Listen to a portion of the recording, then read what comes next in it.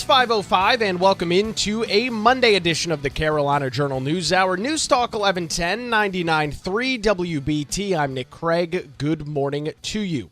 More than 40,000 new Opportunity Scholarship applications were submitted during the priority application period, which took place over the last couple of months this year, according to new data released from the North Carolina State Education Assistance Authority. Opportunity scholarships, which are awarded to help cover the costs of tuition and fees at private schools across the state, have received a lot of attention over the last couple of years. In 2023, the North Carolina General Assembly expanded eligibility for the program to all North Carolina families, regardless of household income, after funding for the new program provided insufficient funds to cover all 72,000 applications that were received in 2024. The North Carolina General Assembly appropriated more funding for roughly 55,000 families who remained on the waiting list. The data shows not only that there is substantial demand for the program, but also that the lowest income families are still being prioritized. According to a March the 6th presentation by Stephen Bailey of the General Assembly's Fiscal Research Division, 79,775 recipients had been awarded Opportunity Scholarship programs for the fiscal year 24-25. The plurality of recipients came from the lowest income tier, showing that the program continued to prioritize those families with the greatest financial need. According to the Fiscal Research Division, the presentation, recipients were split evenly amongst Tier 1 through 3, while the fewest number of recipients were in Tier 4, which is the highest income earners in the state. According to the data released back earlier this month, which the group which administers the Opportunity Scholarship Program noted that the total number of applicants received during the 25-26 priority application period, which took place over the last 8 weeks or so, was 40,089 individuals in total. The award tier with the greatest number of recipients was once again Tier 1, those individuals with the lowest income levels in North Carolina. The significant number of new applications received shows sustained demand for the program, and according to NCSEAA, although the priority application window for 2025 is closed, the portal is still accepting applications, which will be addressed if funding remains following renewals and those initial 40-plus thousand priority applications. So if you have not applied for the Opportunity Scholarship Program and you are interested in doing so, you still do have the opportunity to do that. You can find out more details this morning at ncseaa.edu. That's the group that administers the Opportunity Scholarship Program here across the state of North Carolina. Speaking of education, this morning, a bill introduced in the North Carolina General Assembly would give public school teachers a pay bump of 22% beginning with the upcoming school year. If enacted, House Bill 192 would establish a new salary schedule for teachers, increasing starting teacher pay from where it currently is at $41,000 a year to $50,000 a year. For teachers with 25 years or more of experience, the salary boost would go from $55,950 to over $68,000 a year. And monthly salaries for North Carolina teachers are currently based on a 10-month calendar. The measure would also provide salary supplements for teachers who meet certain requirements. Instructors with a national board certification would receive a monthly 12% pay bump, while those with master's degrees would receive an extra $126 per month. Those with a doctorate, an extra $253 per month.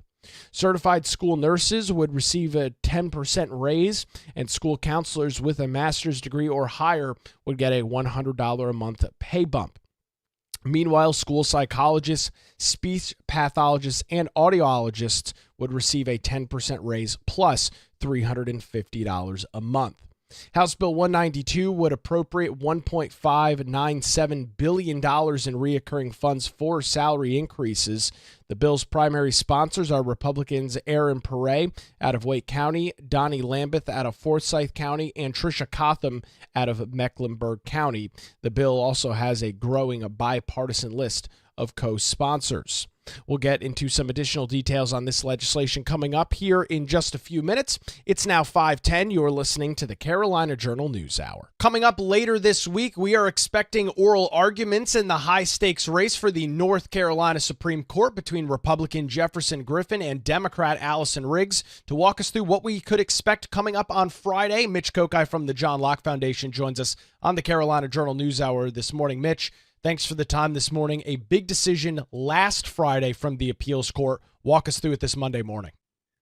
Yes, we had been waiting for about a week to find out how the Court of Appeals was going to deal with this case that pits Jefferson Griffin, the Republican candidate, against the State Board of Elections and ultimately also the Democratic candidate, Allison Riggs. And the decision that was in front of the Court of Appeals was move forward hearing this case with the standard 3-judge panel, or have the full court hold what's called an en banc hearing, a very rare hearing in which every member of the court would participate in the hearings and then come up with some sort of decision afterward. Well, after about a week of waiting, we learned from the appeals court that they would not hold an en banc hearing, which Riggs, the Democratic candidate, had requested. Instead, the case moves forward with a 3-judge panel, and we also learned who the 3-judge panel is going to be. That's a panel that's going to hear this case at 10 o'clock on Friday morning in a hearing that's going to be held online, not actually in the appeals court chambers in Raleigh. That panel is going to be Judge John Tyson, Judge Tobias Hampson, and Judge Fred Gore. And for those who are keeping score on the partisan front, that's 2 Republicans and a Democrat. This is a court that has 12 Republicans and 3 Democrats, so it's entirely possible that by a random draw, you might have ended up with 3 Republicans. I think for everyone concerned, the fact that they're going to have 2 Republicans and a Democrat makes it more likely that if there is some sort of division along party lines about what to do with this election dispute, that you would end up with a majority decision and a dissent, which would prove helpful if this case then ends up going back to the state Supreme Court, because you'll have 2 separate arguments about what to do on this case. So, Mitch, these oral arguments, we've kind of chatted about it over the last 4 or 5 weeks as you've been walking us through all the details. Why are they scheduled in this case? I mean, is there any new information that you're expecting to come to light on Friday, or is it just, once again, both sides kind of reframing their side of the argument and laying it out? What exactly is there going to be anything new, anything we're going to learn on Friday that you're anticipating? I think the main thing that we could learn is what questions the judges have or which way they're leaning. I mean, the arguments are pretty well spelled out in hundreds, if not thousands of pages of briefs that have been filed in this case, including briefs filed by outside groups that are interested in the outcome of this case. But once you actually have the hearing and the judges have a chance to jump in and ask questions to lawyers on both sides, you'll learn which way they might be leaning in terms of a decision, or which legal issues are still unresolved in their minds that they want to get some answers for. So I think that'll be the main thing to watch for. The other thing then to watch for is how long does it take this court to make a decision? They're holding the hearing on Friday morning. It would surprise me to see a ruling that day.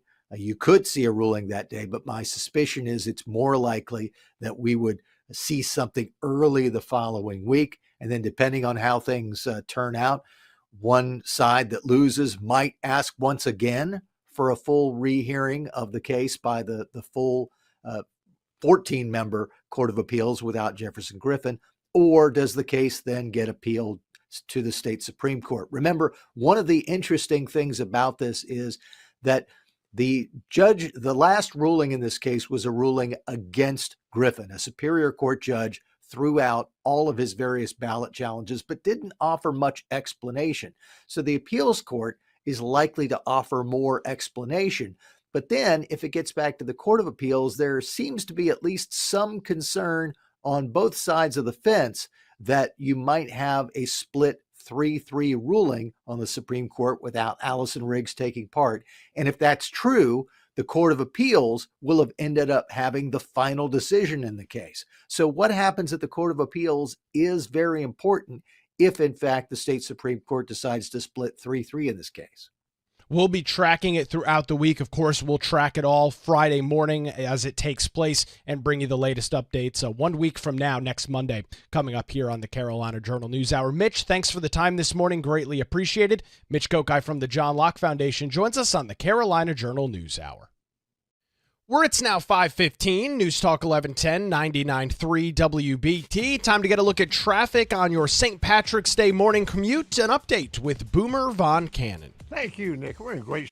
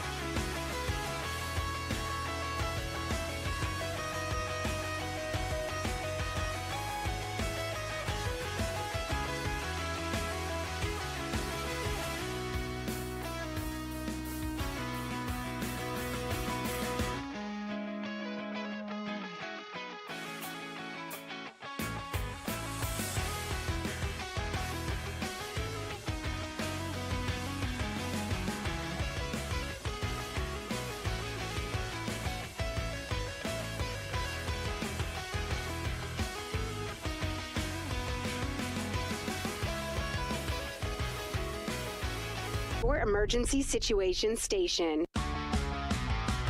Hot. Welcome back to the Carolina Journal News Hour, News Talk 1110, 99.3 WBT. I'm Nick Craig. Good Monday morning to you. Two new Republican Council of State members are giving their reaction to Democrat Governor Josh Stein's first State of the State address, which took place on Wednesday of last week. We covered it in full details Thursday morning here on the Carolina Journal News Hour. State Auditor Dave Bolick praised now Governor Stein for putting Hurricane Helene relief, quote, front and center, but said that a few things were missing from his speech. In a press release from the auditor's office, Auditor Bolick said, quote, the missing element tonight, referring to the address last week, was a pledge of transparency to how tax dollars are being spent. Also missing was any mention of the continued need to clean up the failed promises to eastern North Carolina as a result of Hurricanes Matthew and Florence. The fact that North Carolinians are still waiting on home repairs nearly a decade later is unacceptable, end quote there from the auditor. Stein did reference Matthew and Florence when he said that the General Assembly should pass a $535 million Helene recovery bill, which he also said included funding for survivors of Matthew and Florence almost a decade later who do not have a home, in part due to the North Carolina Office of Recovery and Resiliency's botched efforts. That's NCORE. We've talked a lot about that over the last couple of months, and you'll be reminded that NCORE was created by former Governor Roy Cooper. Bolick said that his office is committed to holding the governor's administration accountable in order to prevent a repeat of past mistakes.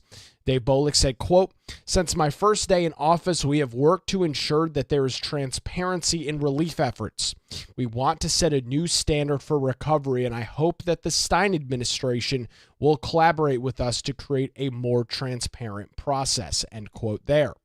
Last month, Bolick's office introduced a Helene recovery dashboard that allows users and members across the state to track Hurricane Helene recovery in western North Carolina.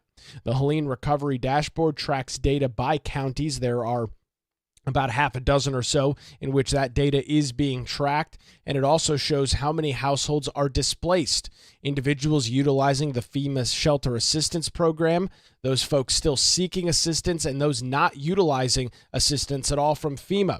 That data is updated automatically each week from the federal government. Regarding the Republican response from House Speaker Destin Hall, the Republican out of Caldwell County, Bolick said that he captured the expectations of everyday North Carolinians, and he looked forward to working with him and Senate Leader Phil Berger throughout the legislative session.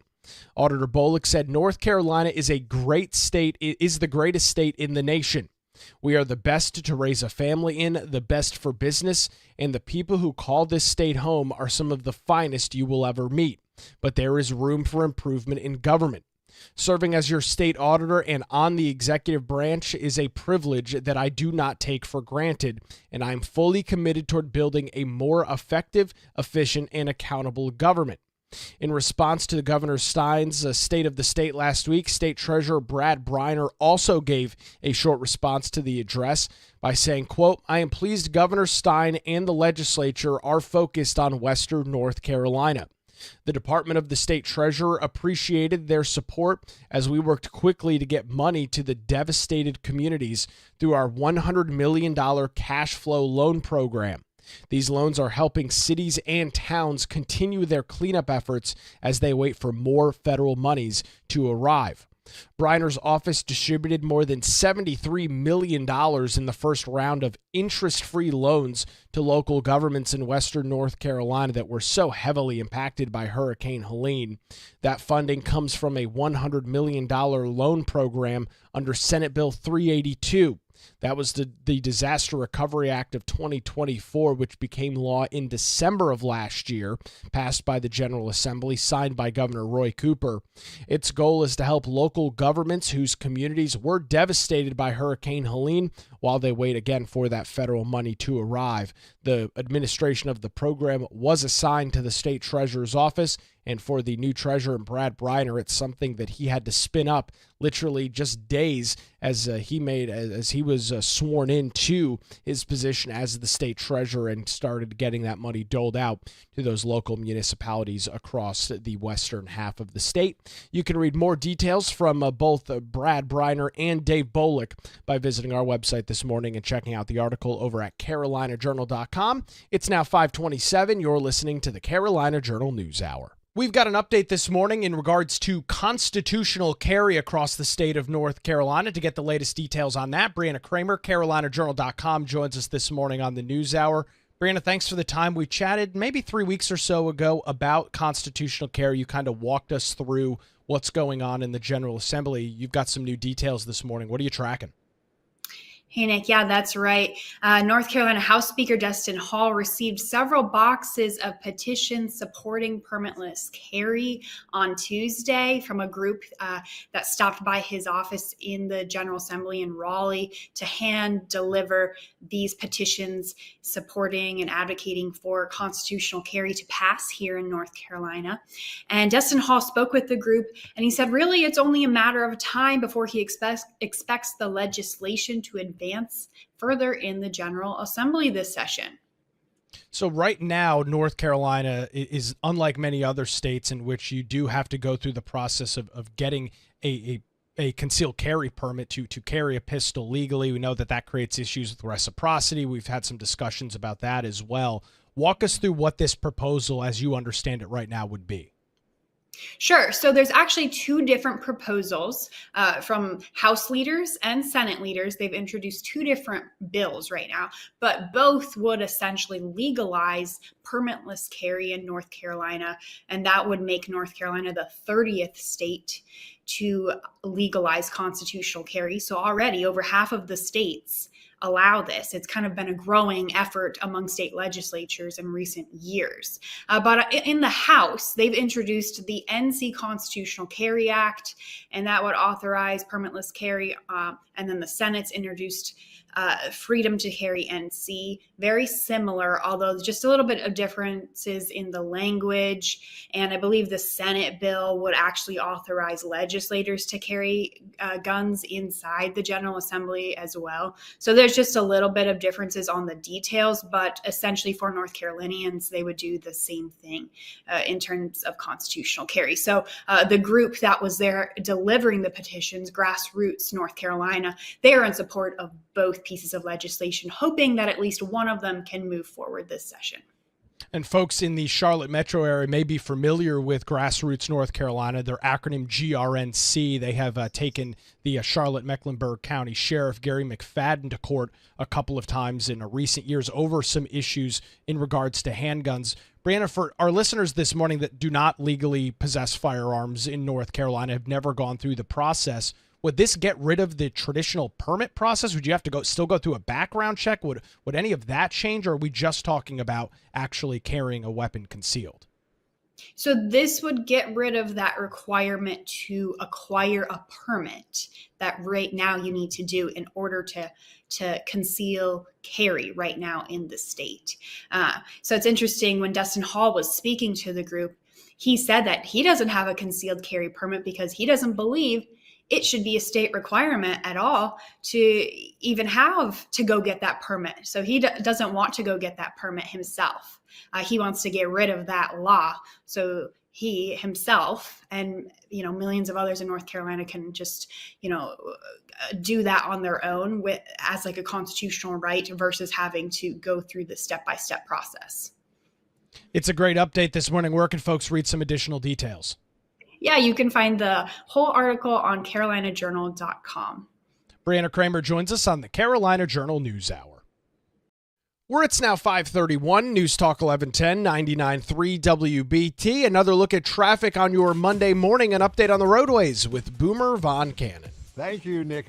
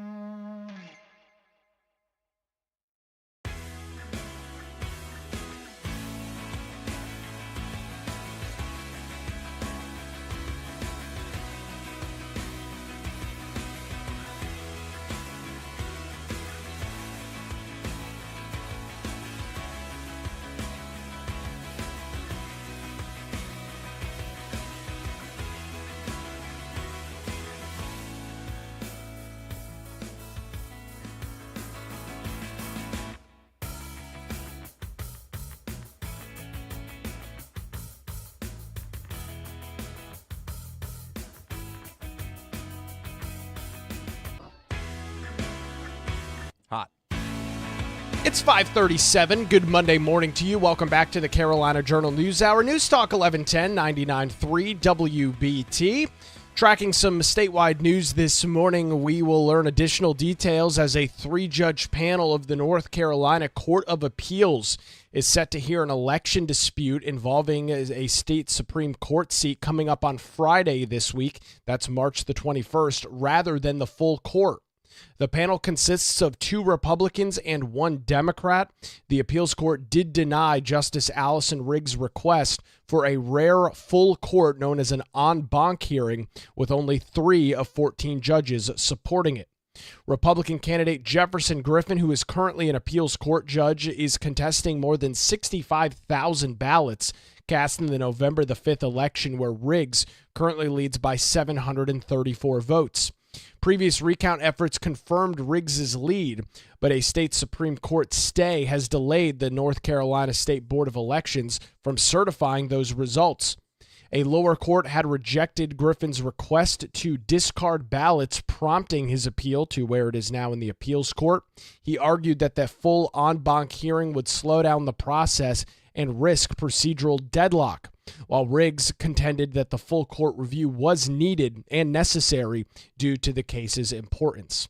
The North Carolina Supreme Court, where Republicans hold a 5-2 majority, declined to bypass the appeals court, and the case remains unresolved as both candidates continue serving in their respective judicial roles. This has been a very long process that has been going on now for quite some time. We have been tracking it here almost since Election Day itself. And again, we are expecting some of those details on Friday. Oral arguments will take place. As we chatted earlier this morning with Mitch Kokai from the John Locke Foundation, it's not immediately clear how quickly the justices of the appeals court will have their ruling. But what we do know is that those hearings will take place online at 10 o'clock Friday morning. We could have something as early as late in the day on Friday, or if not, sometime early the next week. And then, of course, we will continue to track the process. Will there be an appeal? How will all of that shake out? We'll continue to track the details right here on the Carolina Journal News Hour, where it's now 5:39. News Talk 1110 99.3 WBT. We are tracking some changes this morning in the North Carolina Senate as it regards to the Democrat Attorney General and Jeff Jackson in ongoing lawsuits against the Trump administration out of Washington, D.C. To get some details and an update on that this morning, Brianna Kraemer, CarolinaJournal.com, joins us on the News Hour. Brianna, we've seen attorney generals from all across the United States jumping on the administration seemingly with every executive order, every action that they're taking. Walk us through some legislation that's moving up in Raleigh this morning. Yeah, so Republicans in the North Carolina Senate approved a bill this week that restricts the state attorney general from participating in legal actions aimed at challenging Trump's executive orders. So the legislation prohibits the North Carolina Attorney General from filing or joining in on lawsuits in state or federal courts outside of North Carolina that would invalidate any executive order issued by the President of the United States. So this is Senate Bill 58. It passed the Senate on Tuesday in a 29-19 vote along party lines. And it showed Republicans' strong alignment with the Trump administration and really a blow to North Carolina Democrats, particularly North Carolina's new Attorney General, Jeff Jackson. He's just started his 4-year term as a Democrat who defeated Republican Dan Bishop in the November election. So it really comes, as Trump is issuing a lot of executive orders, and we see here in North Carolina this strong divide between Republicans and Democrats in our state government. Brianna, reading this from both sides of the aisle, obviously it's a hyper-political issue. There's no real argument or question about that. The argument from Republicans that I'm seeing is that we should not be expending state resources fighting frivolous lawsuits against the new administration in Washington. On the Democrat side, they are claiming that Republicans are trying to strip away power from the duly elected AG. Is that kind of what you're tracking in regards to the arguments here? Yeah, that's right. On the Republican side, one of the bill's sponsors described the bill as an overdue housekeeping move to address longstanding concerns over the powers within the Council of States members in North Carolina. And then critics, of course, view it as a potential limitation on the Attorney General's capacity to safeguard the state's interests or challenge federal overreach. So definitely just kind of partisan politics in this situation, where it definitely, is Republicans passing a bill that's going to really just inhibit the powers of North Carolina's Attorney General, who happens to be a Democrat, of course, helping Trump and the federal government. And so, it's interesting to see both sides of this. And there is a companion bill in the House. So now it's kind of up to the House to move this thing forward and see if they can continue furthering this piece of legislation. Now, looking a couple of steps down the road, if this is successful moving through the House and the Senate, this would land on Democrat Governor Josh Stein's desk. Brianna, he was just the AG back even just a couple of months ago, led this state in that capacity for quite some time. I can't imagine that Josh Stein would be in favor of signing something like this into legislation. Yeah, that's right. I can't imagine that either. And that's definitely an issue that Republicans in the General Assembly are going to have to deal with in the coming months, is passing legislation with their majorities in the House and Senate, and then having to face their opposition, Governor Josh Stein, and his Democrat agenda. So, of course, it's very unlikely to be signed by the governor. And then that leads, of course, into the possibility of a veto override, which, is a little more difficult this year than it was in the last session because the House lost just one seat needed. But I think they've called it a working supermajority before, so we'll have to wait and see what exactly they plan to do with the bills that get vetoed by the governor. But I would assume that they have some sort of plan down the road for how they're going to get around any of the governor's potential vetoes. A busy couple of weeks in Raleigh. We'll continue to track the details. Brianna Kraemer from CarolinaJournal.com joins us this morning on the Carolina Journal News Hour. Where it's now 5:44, News Talk 1110, 99.3 WBT. Time to get another look at your Monday morning commute. A check on traffic with Boomer Von Cannon. Hey, thank you, Nick.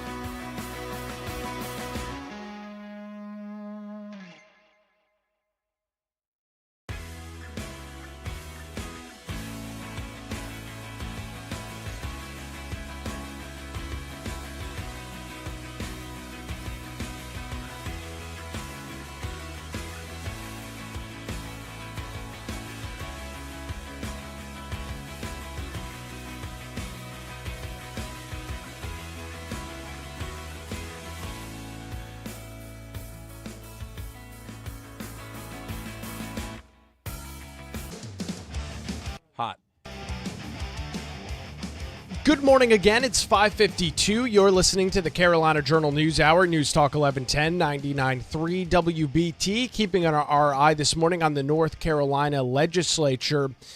Middle part of last week, the House Agriculture and Environmental Committee voted to approve the Farmers Protection Act. That's a piece of legislation that prohibits financial institutions from blocking farmers from obtaining loans based on ESG. That's environmental, social, and governance ratings. The Farmers Protection Act, or House Bill 62, was introduced by Representatives Neil Jackson, the Republican out of Moore County, and State Representative Jimmy Dixon out of Duplin County, who presides as the chairman of the committee and conducted the hearing. Representative Jackson said, quote, "Banks have historically evaluated companies of traditional financial metrics of profits and losses. However, recently they've added new metrics such as environmental, social, and governance practices. What this bill does, it says that you cannot deny or cancel financial services based upon a farmer's ESG score or rating figure. It is based upon whether you have good credit or not, but not based upon their ESG score." Representative Pricey Harrison, the Democrat out of Guilford County, indicated that she did not believe that there were currently any financial institutions in the state blocking farmers from obtaining loans based on ESG. Jackson addressed her point, stating to a certain point that this bill is a preventative measure, and also pointing out that many financial institutions have rolled back their policies in light of the Trump administration and major changes in Washington, D.C. Representative Jackson responded by saying, quote, "We're saying let's set up these boundaries while all of these winds are blowing, and saying it's not politically correct anymore to use ESG. So let's set up these barriers so that we're not going to be using ESG now while this administration is in place." State Representative Deb Butler out of New Hanover County also voiced her concerns and oppositions to the bill. She said, quote, "I am deeply troubled that we are going to try and tell private companies who they can and cannot lend money to. We want to prevent discrimination in this country. We love our North Carolina farmers, but you are not a protected class. You are business people and you have arm's length transactions. And so if banks don't want your business, I'm sure you'll find someone who does. This is not under our purview to monitor. It really isn't. If you believe in free markets and you believe in arm's length dealing and people making deals as best as they can with compensation and so forth, you really shouldn't support this bill." Representative Jackson offered a rebuttal to Representative Butler's objections, saying, quote, "After I left the General Assembly yesterday, I went home and got on my red tractor. I have a lot of F30 Black Angus cows, and I took them out to hay. What ESG does specifically, it would tell me that the type of fertilizer that I need to use. It would tell me the type of tractor that I need to use. Banks would tell me that I need to go get an electric tractor rather than my diesel. It would want me to limit the number of livestock that I had. That has nothing to do with it. Do I pay my bills? This is a huge invasion of my privacy. So all of this says is you can do banking in North Carolina. Let's not do socially political stuff when you're doing banking." Butler pushed back against Jackson's point, saying that if you disagree with a particular lending institution's policy, don't borrow money for them, similar to the way one would not shop at a store or support a business whose policies do not align with them. The chair of the committee, in Representative Jimmy Dixon, said that it's the committee's business to tell people how to conduct their business, and that the committee had conducted this kind of business before. He clarified that the committee is not zeroing in on private business, it always zeroes in on business. Representative Jeff McNeely, the Republican out of Iredell County, said, quote, "One thing about America and one thing about American agriculture is we want it to be free. There are limited resources as far as financial institutions that will lend to these kinds of businesses. If they get polluted with ideas that are not going to allow you to freely farm your land, then we have a basic problem with the Constitution of the United States and our beliefs in what we are as a country." The committee voted to approve the proposed committee substitute, which is the final amended version of the bill. It has now been referred to the House Rules Committee, where that influential committee will decide whether they want to take that legislation up or not. ESG has been a major political topic over the last couple of years, and North Carolina lawmakers this morning, of course, based on political lines, are arguing this in Raleigh. We'll continue to track the details on the Farmer Protection Act, or House Bill 62, as it moves forward in the North Carolina General Assembly. And once again, recapping our big news this morning, a 3-judge panel at the North Carolina Court of Appeals will hear and have oral arguments take place this Friday in the high-stakes race for the North Carolina Supreme Court between Jefferson Griffin and Allison Riggs. We'll have continued coverage throughout the week right here on the Carolina Journal News Hour. That's going to do it for a Monday edition. WBT News is next, followed by Good Morning BT. We're back tomorrow morning 5 to 6 right here on News Talk 1110 and 99.3 WBT. Have a great day.